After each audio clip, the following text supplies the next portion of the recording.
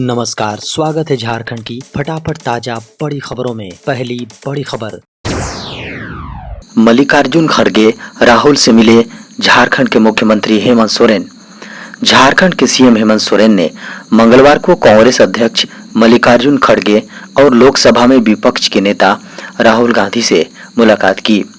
खबर है कि मुख्यमंत्री हेमंत सोरेन ने अपनी मुलाकात को शिष्टाचार भेंट बताया और कहा कि दोनों पार्टियां जल्द ही आगामी झारखंड विधानसभा चुनाव के बारे में चर्चा शुरू करेगी।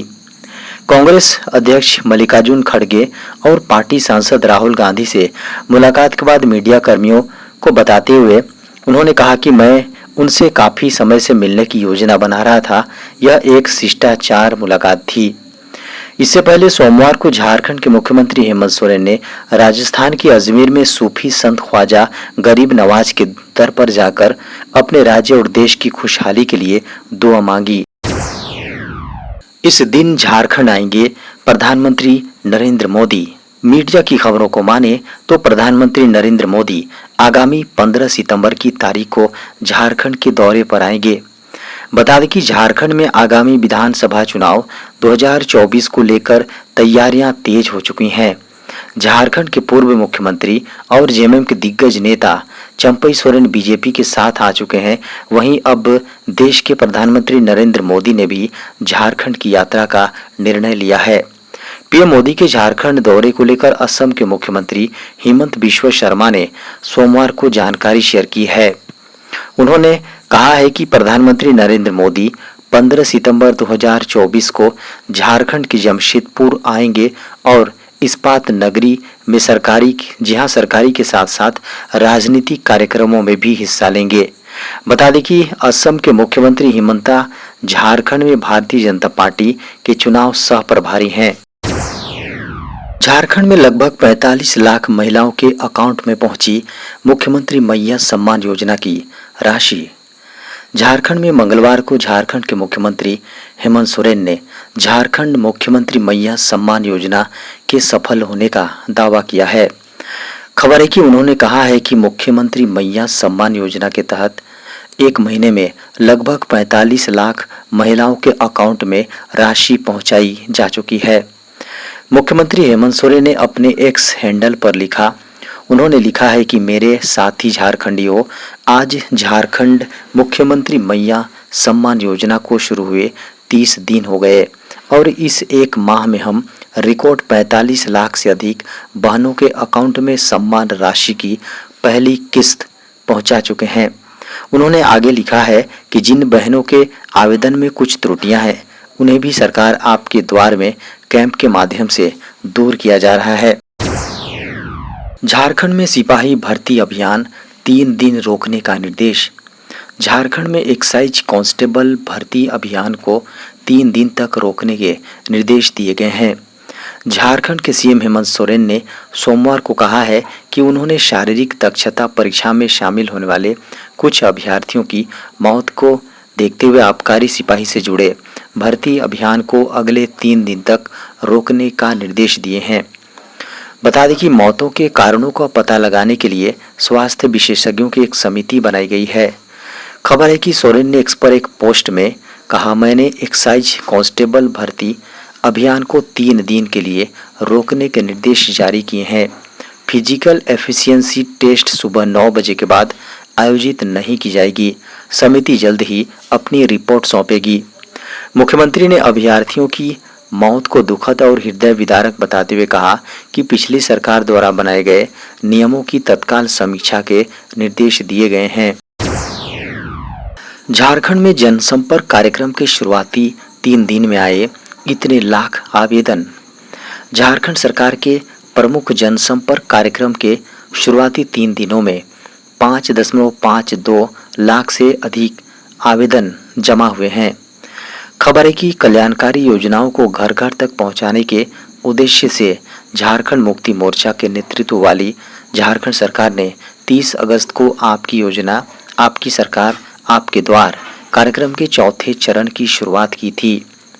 खबर है कि 2 सितंबर तक झारखंड में पूरे झारखंड में 1224 शिविर आयोजित किए गए और कुल 5,52,836 आवेदन प्राप्त हुए।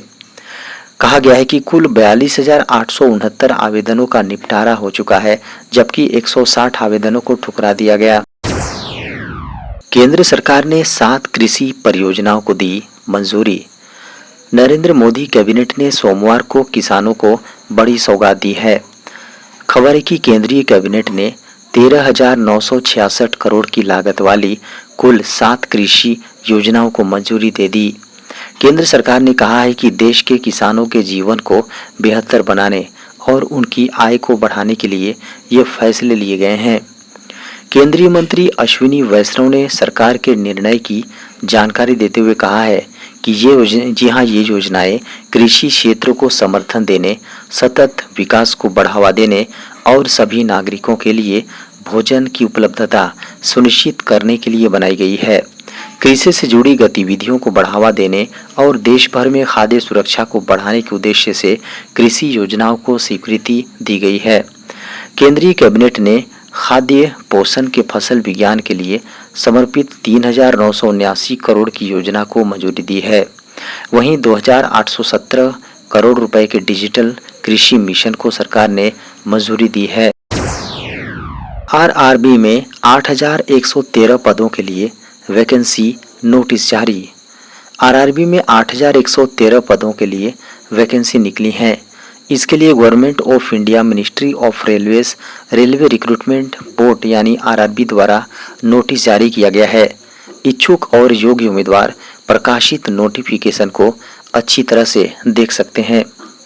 बता दें कि इन पदों पर आवेदन करने के लिए उम्मीदवारों की योग्यता किसी मान्यता प्राप्त संस्थान से स्नातक होनी चाहिए। खबर है कि इन पदों पर आवेदन करने के लिए उम्मीदवारों की न्यूनतम आयु सीमा 18 वर्ष और अधिकतम उम्र सीमा 36 वर्ष निर्धारित किया गया है। भारतीय नोटिफिकेशन के अनुसार इन पदों पर उम्मीदवारों का चयन टेस्ट के द्वारा होगा। इसके बारे में अधिक जानकारी के लिए नोटिस देख सकते हैं। सरकार का बड़ा फैसला, अब बिना किसी खर्च के फ्री में अपडेट करें आधार कार्ड। अब आपको अपने आधार कार्ड को अपडेट रखना बेहद ज़रूरी है, क्योंकि इसका उपयोग कई जगहों पर किया जाता है। जैसे इनकम टैक्स दाखिल करने के लिए आपको इसकी ज़रूरत होती है, स्कूल में दाखिल के लिए इसकी ज़रूरत पड़ती है। इसके अलावा आपको अगर यात्रा करना है तो भी आपको आधार कार्ड की ज़रूरत होती है। भारत सरकार अनुशंसा करती है कि हमें जानकारी को सटीक और अपडेट रखने की ज़रूरत है। दूसरे शब्दों में कहें तो आपको हर 10 साल में अपने आधार कार्ड और इसमें मौजूद जानकारी को अपडेट करना चाहिए।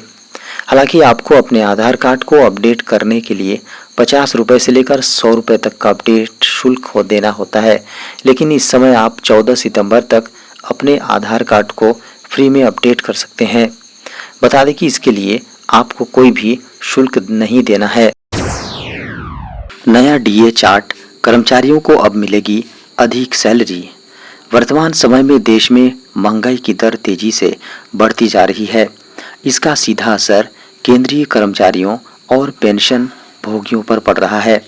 इस कारण से वे लगातार सरकार से मांग कर रहे हैं कि महंगाई भत्ते में जल्द से जल्द संशोधन किया जाए। केंद्रीय कर्मचारी और पेंशन भोगी लंबे समय से महंगाई भत्ते में वृद्धि की मांग कर रहे हैं। हालांकि सरकार की ओर से अभी तक कोई आधिकारिक घोषणा नहीं की गई है, लेकिन उम्मीद है कि जल्द ही इस संबंध में कोई निर्णय लिया जा सकता है। वर्ष 2023 में पिछली बार जब महंगाई भत्ते में संशोधन किया गया था, तब यह दर 46% थी। अब ऐसी संभावना व्यक्त की जा रही है कि आगामी संशोधन के इस दर में 3% की वृद्धि हो सकती है, जिससे यह बढ़कर 53% तक पहुंच सकती है। महंगाई भत्ते में वृद्धि का सीधा असर केंद्रीय कर्मचारियों के वेतन और पेंशन भोगियों की पेंशन राशि पर पड़ता है। एमबीबीएस सिलेबस में होगा बड़ा बदलाव। अब मेडिकल कॉलेजों में पढ़ाए जाएंगे नया पाठ। 5.5 साल के एमबीबीएस कोर्स का सिलेबस बदल दिया गया है। जो छात्र इस साल नीट यूजी परीक्षा पास करके मेडिकल कॉलेज में नामांकन लेंगे, उन्हें नए सिलेबस के हिसाब से एमबीबीएस की पढ़ाई करनी होगी। खबर है कि देश भर में मेडिकल एजुकेशन जी हाँ, एजुकेशन के पैटर्न में बड़ा बदलाव किया गया है। एमबीबीएस के नए सिलेबस के हिसाब से ही डॉक्टरों की नई पीढ़ी को तैयार किया जाएगा। नेशनल मेडिकल कमीशन यानी एनएमसी एमबीबीएस सिलेबस में कॉम्पिटेंसी बेस्ड मेडिकल एजुकेशन यानी सीबीएमई पाठ्यक्रम लागू करने की तैयारी में है। एमबीबीएस सिलेबस में बदलाव की गाइडलाइंस भी जारी कर दी गई है। देश में सभी मेडिकल कॉलेजों में सीबीएमई गाइडलाइंस के हिसाब से ही एमबीबीएस की पढ़ाई होगी हर साल। जहां हर मेडिकल संस्थान को सख्ती के साथ उनका पालन करना होगा। बता दें कि नए सिलेबस को 2024-25 के एमबीबीएस बैच से ही लागू किया जा रहा है।